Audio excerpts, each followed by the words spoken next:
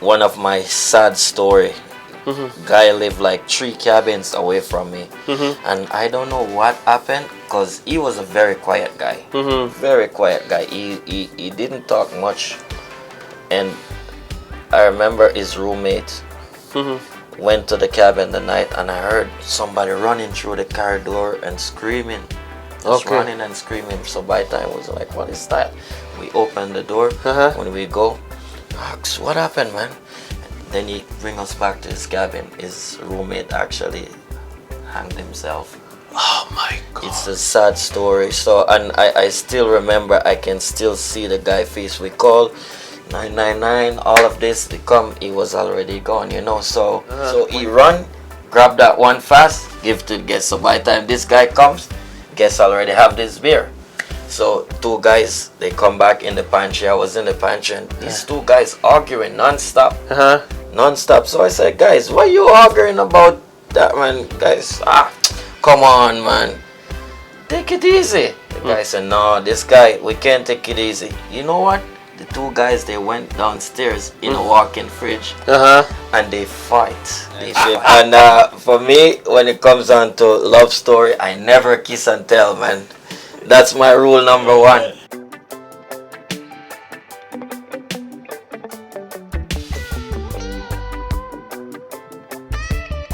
When we talk about Jamaica, everybody knows what is Jamaica.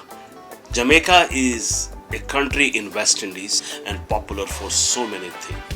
Bob Marley, Jamaican rum, Brian Lara, you talk about Vivian Richard, you talk about Bob Marley. But in this podcast, today we're gonna meet someone who is from Jamaica, and he is a bartender on a cruise ship. Have lot of experience, and he has today lot of story to share with all of you. Garth, Yes, my brother, Mr. Aman. thank you so much. Thank you so much, first of all, joining me today. And again, this podcast especially for those people, you know, who might be looking a career in cruise line. And I thought a person like you who has a decade of experience in so many cruise line, I think you'll be the best guide for those people, especially if they really want to spend life and make a strong career with cruise line. What do you think? First of all, I am truly honored to be here, sitting here, having this beautiful conversation. And yes, stories non-stop I have, and let's see how it is. Let's see how we go with it, because I know a lot of people, their dream is to work on cruise ships. So we're here to guide them and show them the way and tell them the good and the bad. The good and bad part. Yes. That's true, you know, every profession there is good and there is bad part. Pretty much So, everything. So in this podcast we're gonna talk about the good and the bad part. And I think it's fair enough to let everybody know and understand what is good and what is bad. It is definitely. So we keep it balanced then. Yeah. All So right. before I start the whole conversation, you know, we really would like to have a little bit brief about you, that where you are from, how long you've been working with cruise line, and why cruise line, and how many cruise line you have been worked so far. All right. First, let's start from the top. Okay. My name is Garth. Okay. I'm from Jamaica. Pretty Okay. much I'm the only Jamaican on board right now. So I wish not to start any fights, because it's only me alone. Yes. So cruise line. I've been working in the cruise industry for more than 15 years. More than 15 Yes, years. and this is pretty much my second company. And it is amazing to work on cruise line. It is, because from I was a kid, pretty much I live right on the ocean. You can see 5 minutes. So I always see cruise liner ship just passing every single day from I'm a child growing up. So even when I go into town, I always stop and just looking at this big, magnificent, and I always I would like to get on one, you know. When I started out in the hotel. Okay. And for me to get a job in the hotel, I remember that interview because I got a cousin that was working in the hotel. Okay. And he said, why don't you come and get a job in the hotel? So, okay. So I go. One single question they asked me in the interview. Easily. Can you carry a box of beer? Because I was so skinny. I was small and skinny. Okay. And I say, yes. He said, all right, tomorrow morning, 9 o'clock, you start. Pick up your uniform, and that's it. Yes. So for cruise line now, after in the hotel for like 3 years in the hotel, and then got another cousin again. Tell me, hotel you don't make money. How about Margaritaville? Okay, Margaritaville, yeah. It's Yes. very famous bar, right? Pretty much right there, right on the port. Everyone walked from the ship straight there. Okay. Yes, and that even pushed me more. But I still, at that time, I was making better money in Margaritaville, so I didn't even thinking about ships at that time until I start getting to know crew members Okay. from the ship. Mm-hmm. And you know, when it come on to big ships and all that, it's always a lot of Jamaicans there. Yeah, especially on both big ships like Royal Caribbean, Yes. Carnival. There are lots of from Jamaica, lots of crew Jamaicans. members. Yes. Loads of it. I would say for instance, a ship with a size, say 2,000 crew members. Out of that 2,000 crew member, I will put my hands down, guarantee that at least out of the 2,000, maybe 800-900 Jamaicans will be there. My God. Yes. Was it easy to work with so many Jamaicans? Sometimes. Sometimes it's easy, Sometimes. but sometimes it's difficult, right? I will tell you this. You growing, some people, they don't want to see you grow. Some people make the simplest job as hard as possible for you. But I had some good friends. I made some good friends, which we still communicate. We still ILO. They still, when I'm on vacation, they still come and see me and all of that. Okay. These were the veterans that actually teach me and show me the way when it comes down to cruise ship, you know. Yes, these guys was amazing. Was amazing there with them. You know, I used to work with so many Jamaican when I used to work in celebrity cruises. And I will share my experience with you honestly.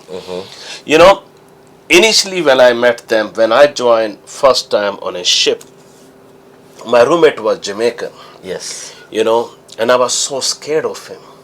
I was so scared of this guy because the way he talked, the way he interacted with me, it was, I never seen this before, right? Because I came on board first time and he was so aggressive in his approach, and I thought sometime maybe he gonna hit me. Is that the reality? Well, pretty much that's our style. But if you want to see something, watch us play domino. It gets physical, man, when we play domino. You put a table there, worse when you're gonna win, guy will even jump up on top of the table. Sometimes they break the dominoes, they break even the tables, man. That's how intense it is. Definitely intense. But you know, I said very tough and very aggressive. But when I get to know Jamaicans, I think they are the most soft people. That's my experience. I think it's until unless you don't know a nationality, you don't get to know them real. That's true. Think it's not fair to judge and make a picture or image about a nationality, right? True. And I realized, yes, I realized I was wrong. I think Jamaicans are very nice, very soft, and but obvious that's why every single woman love them. Well, we are people person. People person. Yeah, we are definitely people person, and we care for each other. We care for ourselves. Yes, but when it comes on to people in general, I wouldn't say Jamaican, but people in general are nice, man. When it comes on to the cruise ship, when you get to start knowing people, you will find people who even aggressive, they start calming down just to fit right in. You know, so I think for me, it's giving people a chance to really get to know them. So that's from my side. I think that's a beautiful way. Give a chance. So how was your first experience, first time when you came on board ship? I really want to know that. What was that? Was it a cultural shock for you, or you find it like you just been shift from land to sea and everything is same? All right. How was that? I will tell you this. My first experience on ship, I would say it was like heaven to me. I remember it just like yesterday. Okay. I fly from Jamaica to Miami. Mm-hmm. That's like 45 minutes flight Mm-hmm. to join the ship. That was on a Saturday. Mm-hmm. Sunday, I joined the ship. Okay. Wednesday, the ship is back home. So Wednesday morning, I'm home eating breakfast. So think about that, and we were doing 7-day cruise. So Okay. pretty much every 2 weeks, Uh-huh. I will be home, take the kids to school, Mm-hmm. even have time, spend time with the wife, everything. Then go back, pick up kids back from school, Uh-huh. and go back to the ship easily. I've been late a few times. Oh, for the you've ship. been late? Yes, and one of my punishment when I was late, they take away my CPAS card for like 2 weeks, so I couldn't get off the ship. Because captain said, "Okay, man, you're late 2 times already." No, Yeah. no, No. You Yeah. cannot go out anymore. can't go off. So another new captain comes on, and he saw me standing one day looking over, just watching the people, and say, "Hey, you're not going out?" So I said, "Chief, I can't go out, man." He said, "What happened?" So I said, "I don't have card." He said, "Okay," and he take me straight crew office, get another card, gone. So you have to sacrifice that 2 week. You cannot go out. Yes. But I think yes. this is amazing, especially when you live in a town and ship is coming there every week, and you get to see your family and you can go there and you can spend some time. I think you recharge your battery, and then you're good to go for another week, right? I will tell you this, it's the most amazing feeling ever. Most amazing feeling ever. I can sit in my room and open the window, I can see the ship. No, your ship dock was right in the front. And I think that was one of the reasons make me late all the time, because I don't leave home unless the ship blows horn. So when ship honk, yes, that's the time you start from home. That's the time I leave home. Yeah. Okay. And it's always traffic, so sometimes I have to jump out of the car and just run down the road, just keep running. So Garth, now if I would say that if you would have choose some other profession, or if you would have choose something else instead of cruise line, do you think you would have done better? I would say definitely no. Hands down, no. And I will tell you this. I remember when I was a child, man, and like Easter morning, they have one tradition. They say you break one egg, put it in a bowl, and leave it there like 12 noon. You can go and you will look, you will see something in the egg that's supposed to predict your future. And I will tell you, I tried it, and the shape I saw was a ship, man. Wow. And I'm here. And one of the other most amazing thing, I remember I had a dream. Like I was climbing a stairs, nice, beautiful stairs, glass, everything looked beautiful. And I actually climbed the stair, and it feels so real. Maybe about 10-15 years after, I find myself going up that same exact stairs, seeing everything. And I'm like, but I dream about this. How is this possible? And I was even saying it to one of my friends, and he said, "Brother, that's called deja vu, man." Deja vu. Yes. You dreamed your future 10-15 years before. Before it happened, man, and it felt so real. Once I hit those steps and I'm walking up, I stopped and I said, "Wow, I remember that dream. This is exactly what happened." I don't know if it ever happened to you, but No, it happens because it happened with me in one of the hotel back in India. And I used to go in front of that hotel, and in that road that was the biggest building, and I didn't know what building was that. I have no idea about that building. But whenever I went in front of that building, I used to tell my father that, Papa, I want to get job in this building. I had no clue what was that. Guess what happened? When I grown up, my first job was in that There Hyatt you go. hotel. That There was you go. Hyatt, and that was my first job. There you go. I had no idea, never ever thought that I gonna be a hotelier. My father always wanted me to become a doctor, and look what I have become. There you go. So I think sometimes there are things happen for a reason, because Exactly. sometimes things start coming in your mind and it shows you that this is your future. True. Very true. Very, very true. So Garth, how strong financially cruise ship have made you if you compare your first day and now? My first day on the cruise ship, and now I will tell you this, and I will go hands down. I got a wife which is the driving force behind me. She plans everything and she makes it happen. I'm just there doing my thing, but she makes it happen. So 100%. Financially, I pretty much have everything I needed, all set. Because even during COVID and all of that, it didn't really bother me because I got nice savings thanks Okay. to my wife again, very nice savings. But during COVID, I was pretty much on one of the ship for almost a year. Okay. I went home, Mm-hmm. and within like 3 weeks home, I got another friend who calls me and said, "Brother, what are you doing?" So I say, I'm home relaxing with the family. He said, "Why don't you come up in the States?" I Okay. said, "All right, do what?" And he said, "No, we are working in a factory here, nice little money, Uh-huh. just Okay. a little bit of time." I said, "Okay." I speak with my wife and she said, "All right, go do it then." So I go, we start working in a factory. The first day I went to that factory, man, it was like a stone factory that you make like a decorated tiles and all these things and that.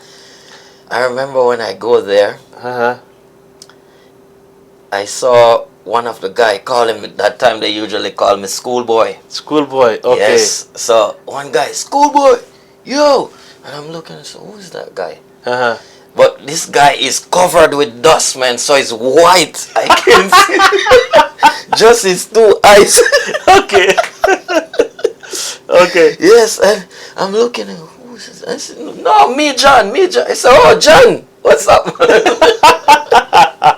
So you couldn't Yes. recognize him. I'm telling you, man. Yeah, but yes. So I was working in a factory, and for like 3 months, I worked in the factory, and then I remember, cause we start early in the morning. We'd get up like 4 in the morning, and the bus would leave out about 5. We start working 6 until 2 in the afternoon. So 2 in the afternoon, we finish. By the time 3 o'clock, we'll reach back to the house that we were staying.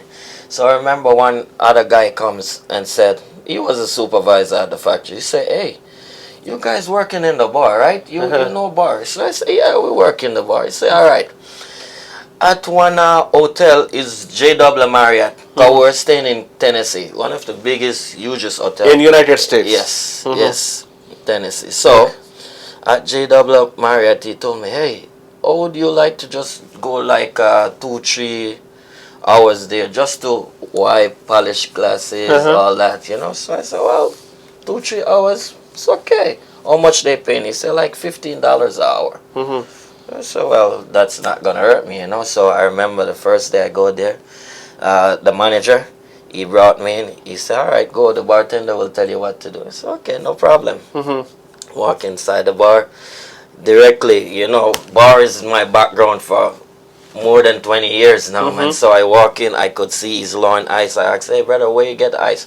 He showed me the machine. I get ice, garbage, start changing everything. Then I start doing polishing the glass. I'm watching them, drinks, whatever, juice is going low, replenish everything I'm doing. And they're like, "Brother, you." So yeah, I know a little bit about bars. Okay. Yes. So I'm still wiping their glasses, Observing everything. them. Yes, but I'm still watching their menus, everything, learning all their style and so on. And I remember this specific one Sunday, one girl, she was a bar server there, and they say, okay, they're gonna promote her to bartender. No problem. Okay. And I remember that specific Sunday. They had a Super Bowl, but unexpectedly, they expected it should be dead. Nothing should be happening. So they put her on shift there.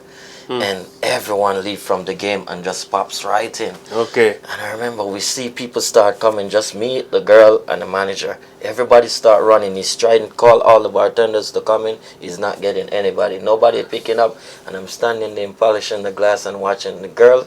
She getting nervous. Because these football players are huge guys, man. Huge guys, yeah. Huge guys. And I remember I tell the girl, all right, mama, you cash, I will make the drinks. Yeah. She said, what are you talking about? I said, no, you cash, I make drinks. Okay. She said, no, no, no. And I start taking order. 1, 2, start making drinks. The barman is just standing looking like this. Girl, both of them shocked. So I start killing the counter. 2, 2, 3, 3. Okay. No problem. And after I finish, crowd, everybody cools down, everything all right. Barman said, hey, what do you do? Tell me. So I say, I'm a bartender on a cruise ship, man. He said, why didn't you tell me that? As from tomorrow, you don't go back to factory. You come straight back here. You're a bartender here now. Oh my God. Yes. You shocked them, Garth. You I'm shocked. telling you, man. Even now, they still dropping me a message. Hey, are you coming back to Tennessee? No, man. No, I'm at my home now, you know. Home away from home. This is our home away from home. Yes, it is. Yes, it is. Oh, that's that nice. They might have got their life shocked. Oh my God, that this guy, we were treating him like that. He gonna polish the glasses There you and go. look, he changed the whole show. Exactly. They couldn't believe, man. None of them, they couldn't believe. They're just standing. Yes. Garth, you come out from Ocho Rio, right? Yes, yes. Now, the most of the world, there is a famous personality who comes out from Ocho Rio, Bob Marley. Yes. Right? Near enough. Near Yeah, enough. near yes, enough. Yes. Everybody knows that he was from Ocho Rio, but I Yes. believe he was somewhere around. Yes. Okay. 9 miles. 9 miles To away be from exact. Ocho Rio. Yes. And Bob Marley is famous for his music, the way he's sing. You know, Bob Marley has absolutely, completely different and exclusive style of singing. Of course he is. Definitely is. How much that things impact on you? Alright. When it comes on to Bob, his life, the way he live, the way he see people, and the way he try to teach, it's amazing. Because I remember in the 80s, early 80s, it was a lot of politics. And, well, when it comes on to politics, Jamaicans are really serious about it, you know. This guy, I remember one guy, he was my bar manager when I was in Margaritaville. And this guy, when he get his lunch, alright, his party is green colors. And if they give him his lunch and it goes in a red plate, this guy is not gonna eat it. He will be upset for days, man. Just because he get his food in a red plate. In a red plate, not in a green plate. Not in a green plate. They will do that to him just like that. So, the thing is, when it comes on to these politics and parties, people were against each other. People hate each other. And Bob Marley was one of the one trying to tell the people, listen, we are people. Why you hate each other because whatever party he supports? No, man, let's live together as one. As one family. Yes, exactly. That's why he comes up with this one love. One love, I still remember. One love, one heart, you know. Let's get together and be alright. Yes. Give me little. I know you can sing a little bit, Garth. Well, if I sing, I don't know what's gonna happen here. You probably gonna run away, but I will try. So just hold on to your chair, right? Okay. Alright. One love, one heart. Let's get together and feel alright. We change it up a little. One love, one heart. Let's get together and drink all night. That's good one. We drink all night. And some of the Rasta guys, they would say smoke all night. You know? Smoke all night. Yes.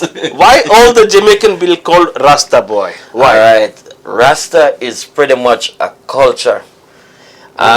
Some people put it as a religion, but for me personally, it is a culture. These guys, their belief is living simple, living off the land. You know, you don't get mixed up in politics and all these things. So, some of the real serious guys, they will live all the way in the mountains. Okay. They just eat natural stuff there, drink whatever there. They don't come down, not even to get oil, gas, nothing. No internet, no nothing there.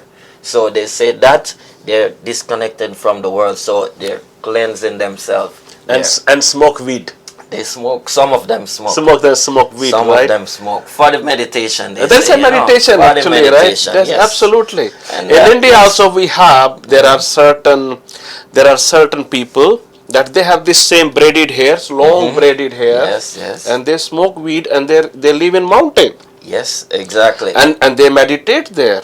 And they live a long life. Long life. Because where it comes from to not cutting your hair, I think it was from David. You remember the story with David, never cut his hair? Never cut his hair. Yes, so it's coming from that stream, you know. So they say, all right, David, he doesn't cut him hair. So they just follow that one. Yes. But okay, now let's go back to the business again. We talk about Garth. You are a bartender, okay, and you are a very well polished, experienced bartender. Thank you. Okay, and it's proud to meet you, and I'm really proud to have you here today, and that you are sharing your experience. So we're going to talk about a little bit more on cruise ship now. No problem. So when you work on cruise ship as a bartender, or let's say throughout your 15 year of career, what were the challenge you have been through? What were the challenge you have to face to become and succeed every single day? All right. First thing, when it comes on to challenges, for me, challenges is always pretty simple, but all you need to do is just try to learn and follow as much as possible companies' SOPs. That's all you need to do. Listen, make sure you listen to your superiors, which is extremely important. If you don't do that, you're not gonna reach anywhere, and along the line you will have a lot of help. And one big thing, if you don't know something, because not everybody knows everything, you don't know something, don't be scared to ask. Ask. Yes, if you ask, you can't go wrong with that. You cannot go wrong. So don't be shy, don't be scared. Ask questions. So what kind of challenge? Because my viewer, they would like to know that what kind of challenge we have on ship. All right. When it comes down to challenge, most people, when it comes down to financial challenges, that's a big one to some people. So they will get driven by, they're just trying to make money, just trying to make money to send back home, to take care of whatever. So they will pretty much do anything they can do to make money. Some people go about it the wrong way, you know. But for me, I was set before I even come to the ship pretty alright. So for me, I didn't face much challenges. Not much. So you are saying that what happened when you come on a cruise line, everybody has one thing in mind, that they have to make money. Yes. That they have to make money, and they have to make good money so they can support their family, and same time so they can finish with cruise line as soon as possible and go back home, right? Pretty much, yes. So people try to take so many shortcuts, people try to find a way to make money which comes fast. That's what you say? Yes. Okay. I think that applicable on certain people. Yes, I do understand, and I agree with you, but partially agree with you. But let's say, what about challenges like when you work, like you are the only one Jamaican on board, how do you find it to work with 50 different nationalities? That could be a case with any nationality, right? Who come on board and maybe he find himself with 45 people who are different nationality, like it happened with me first time when I came on board.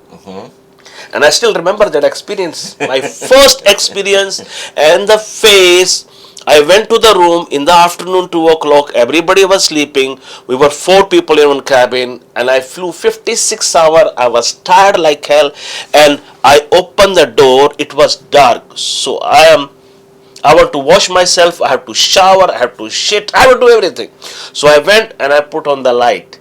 Man, I put on the light and one curtain from the top and big head like this. Yo, Indiano! Man, I was like shock of my life, man. That was a Jamaican guy. That was hard for me that day. And I still remember that.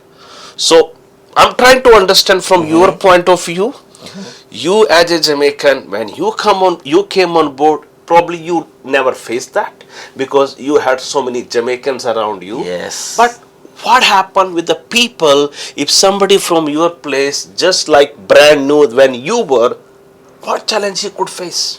All right. First thing, I remember from my point of view, the first time when I came on ship, luckily I had a Jamaican roommate. Okay.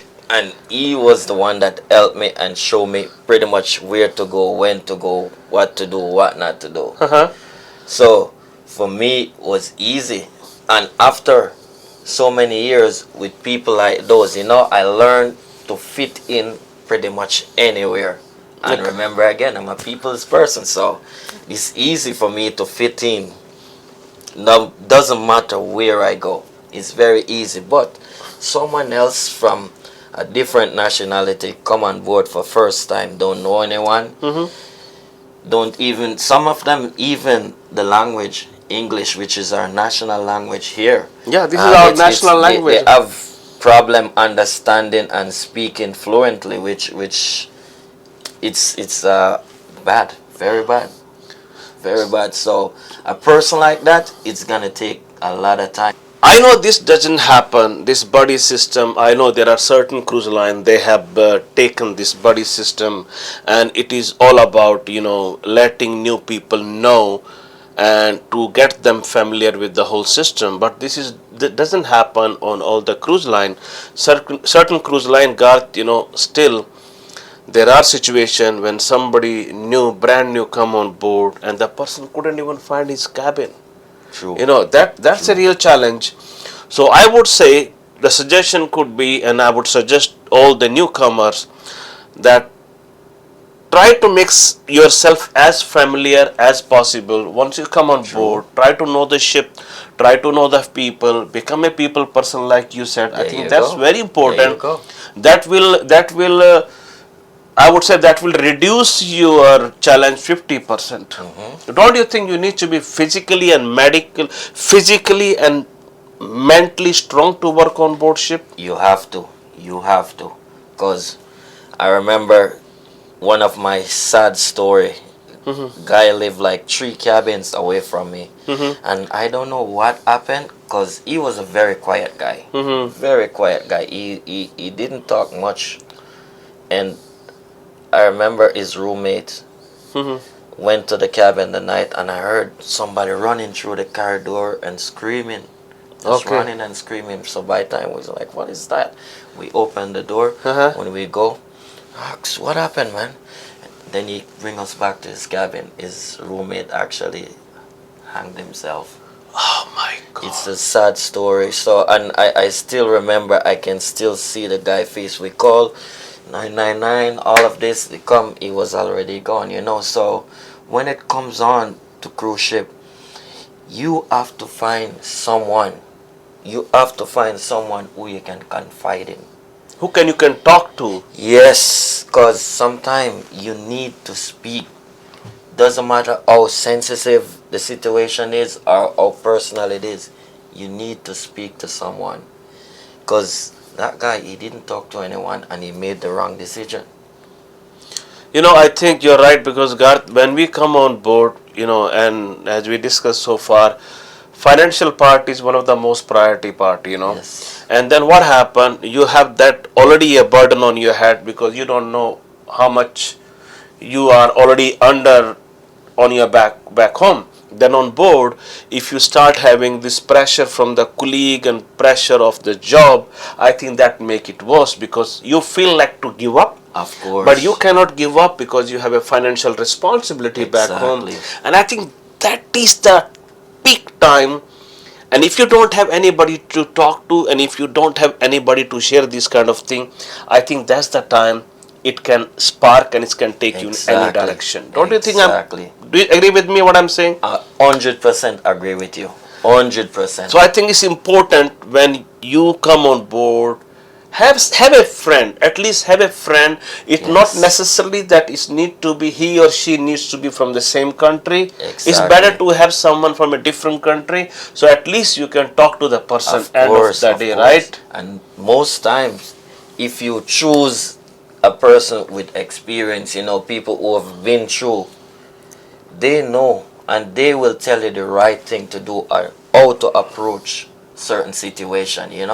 They will definitely tell you. Once you go with any form of problem, whether your home, it could be family, it could be pretty much even girlfriend on board or whatever the situation is, Yeah. talk to someone. Talk to someone. I think it's Yes. important because what happened on board ship, mentally you are always under pressure. Tell me if I'm wrong. You're so There is a right. pressure of work because the demand is a lot Of on course. board ship. The chances of failures are absolutely minimum. True. You cannot fail. You have to work 7 days a week. So Yes. physically you need to be strong, There is no after 5 days, 6 days and now you want to have a day off. It's not gonna work on ship, right? Exactly. Well, when the guests, most time when they ask me, when is your day off? I say, madam, I work 9 days a week. 9 days, yes, madam. Where the extra 2 days come from? Think about it. We never stop. We never We stop. gotta keep it going at all time. You cannot drop the ball.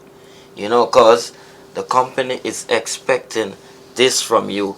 Their demands is high. So you got to live up to your expectations. Yes, absolutely. Pretty much. So what you would like to say to the viewers when they come on board physically, how they can make themselves physically strong, how they can make themselves mentally strong. I want to hear from you All because right. you have a hell of experience, Garth. I got a few, but for me, first thing when you come on board, take care of yourself. Find time, you gotta balance it. So work time different from your personal time. So in your personal time, do something. Take a walk outside. Get some fresh air. If you're not into books or TV or whatever, you got to find a little balance where you have good rest time. Because without rest, you're going to go back to work looking like a zombie. Yeah. So you got to keep it nice and balanced. And when it comes on to eating, you got to eat proper too. You will go to the ship, all sort of food is there, everything is there, but you can't look and say, oh, I need this nice one, this nice one. You got to put some vegetables in it too. Sometimes you don't like broccoli, you don't like this, but you got to eat it to keep the body up and running. So for me, it's all about balance. So find time to work, find time to play. Take care of yourself. Yeah, the so you most can important thing. give your 100% because if you are not mentally and physically strong is important. The reason why we are discussing about Exactly. this because we are working 7 days. There is no day off.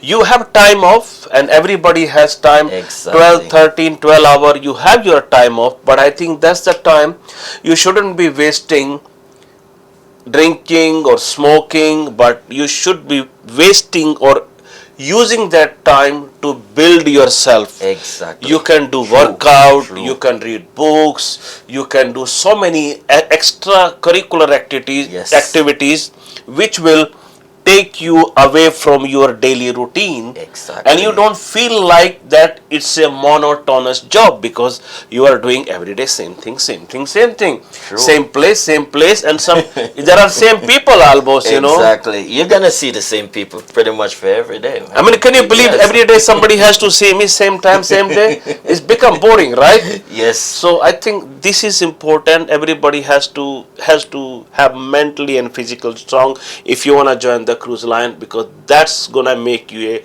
strong candidate for cruise line. True. What else? What else? What Alright. other challenge, Garth? Come on, tell me, because you have experience and I know you Yes. can talk. All right, thinking about challenges now.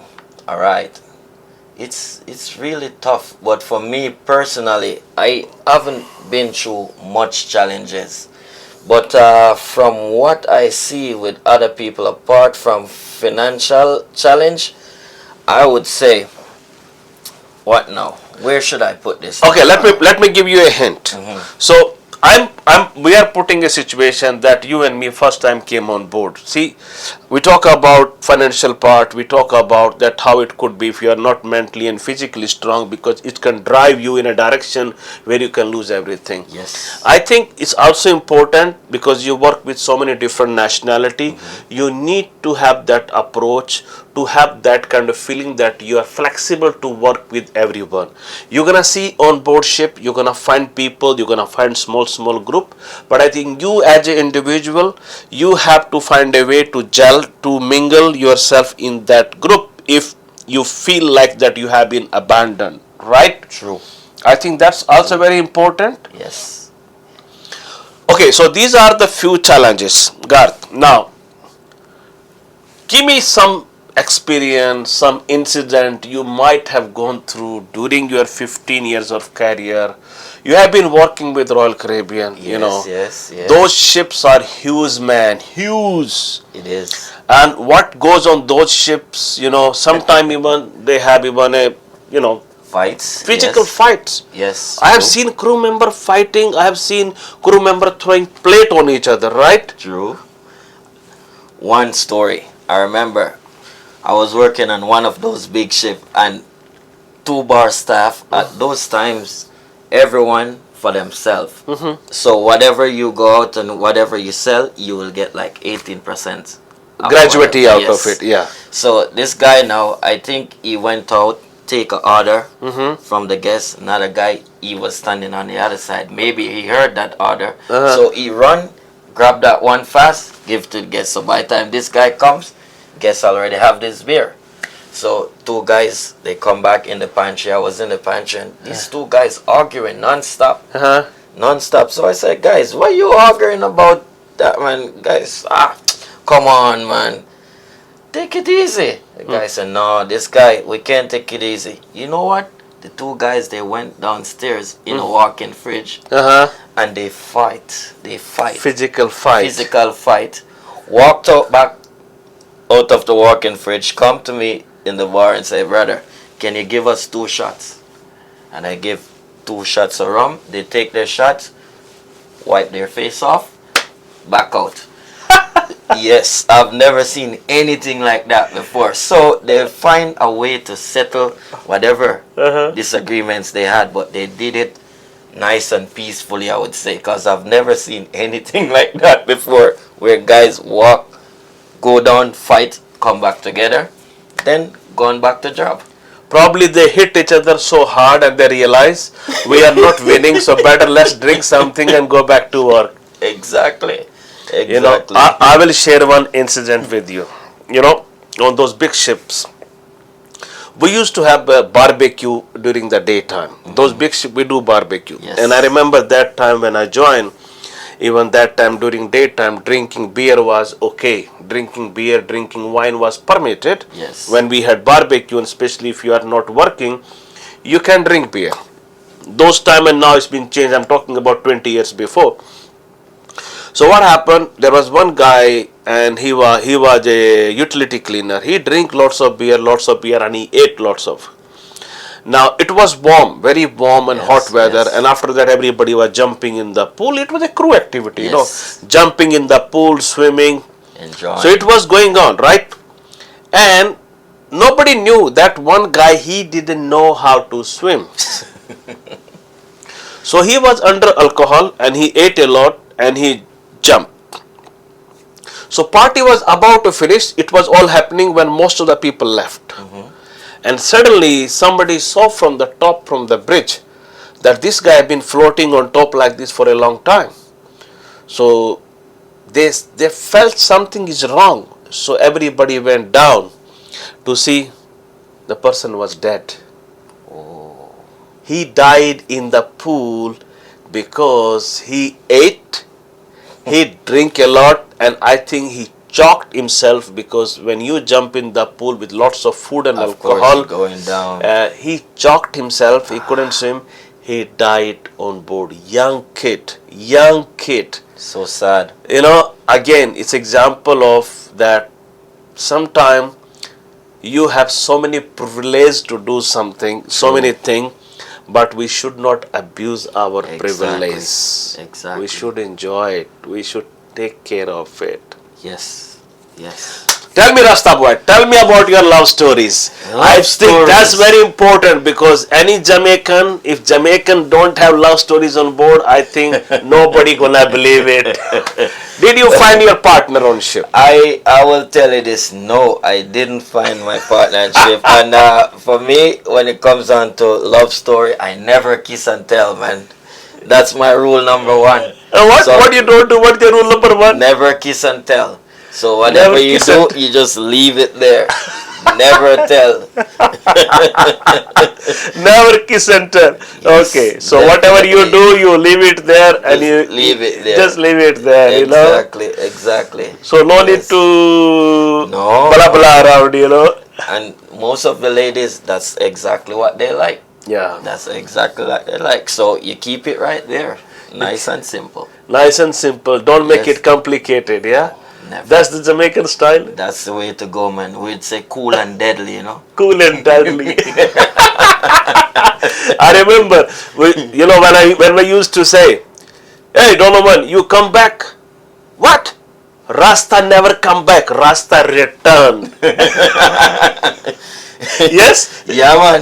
Yeah, man. Even in our counting, when we're counting, you'll never hear Jamaican use number 2. Okay. Never. We count 1, 3, 4, but no 2. Why no 2? Because there is no number 2. Alright. Guess what? Yeah. In our culture, every single number means something. Okay. Every single number. Tell me. And number 2 is ass. Oh, number 2 is us. Yes. So we count no number 2. That's it. So that's why no Batman. No Batman. No Batman. Yeah, Jamaica is pretty much homophobic, when it comes down to this part.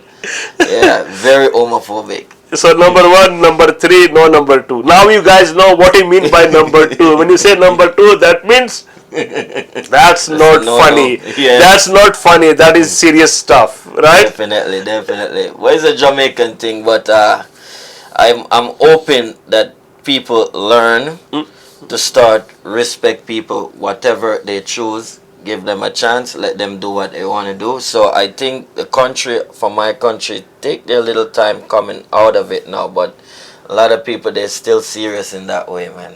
Yes, because you can't choose for everyone. People get to choose for themselves, so give them a chance, let them choose. You can live their life for them, pretty much. Today, you and me, you're from Jamaica, I'm from India.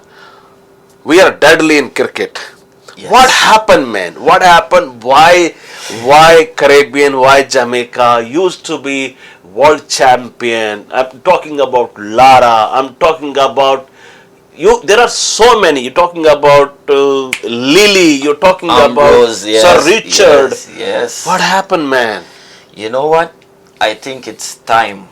Time happened. Because every team have their ups and downs. Well, Jamaica right now, the Caribbean, we call it the West Indies now. West Indies. West Indies. It used to be the best West Indies. Yes. And I think it's because of money again. It's a money. Yes, because the young guys who are playing now, they're not playing for the passion, for the love of the game, They're playing to get paid, and that's where it gets really, really and sad. I think it's become more of a selfish and personal affair than a team player, right? Exactly. And that's why it has been gone down. True. I remember West Indies player used to, if somebody is batting and there is a player from West Indies bowling, people used to shiver like this, man. They couldn't take the ball, man. Of course, when you have Ambrose coming at you, I'm telling you, man, these guys are deadly. The last person which I heard was amazing was Brian Lara.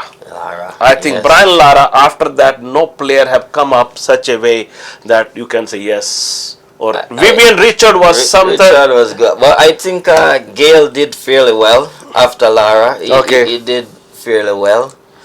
But he retired now. But there's nobody right now. Do you play cricket? When I was a kid, yes. Now what game do you play now? Now I don't play anything. I just watch the game. I'm getting old now, you know. Hey, Jamaica never get old, man. Don't say Garthi, you know. I'm telling you, for me, I'm getting old. So no more gameplay now, you know. Better watch people how they are playing. Of course, it's better that way. What about the games on ship? Games on ship, ping pong. Ping Yes. pong. Ping pong, I will go there, I will play like 2-3 minutes and then I leave it. But to I the heard other guys, yeah. there is a game on ship and people say it's pocket billiard. Do you know what is pocket billiard? No. You don't know? No, man. When somebody is in a guest area and having a hand in his pocket, so he's playing with pocket billiards. Which is unacceptable. So that's what I Totally say. unacceptable. When I see somebody is having a hand in the pocket in a guest area, I'd say, "Are you playing pocket billiard?" I said, "What?" I said, "Think about it." Okay, Garth. I think before we conclude this whole conversation, I want you to give a piece of advice to the youngster in Jamaica, and I would prefer if you say this in Patwa, in your language. You know, so they get the feeling and a warmth of a true Jamaican. Where should I start now? Short and sweet like a Rasta boy. Alright. So, the Jamaican who come on ship, you have to find balance. When it comes down to work ethics and so on, you have to have that fully. I know Jamaicans, we like to break rules, we like to do our own thing, all of that, but not come with that friendship. You gonna have supervisors, you gonna have people who tell you to do things, and just follow instruction, keep it nice and cool, and just get the job done. Yeah, man. It's pretty simple.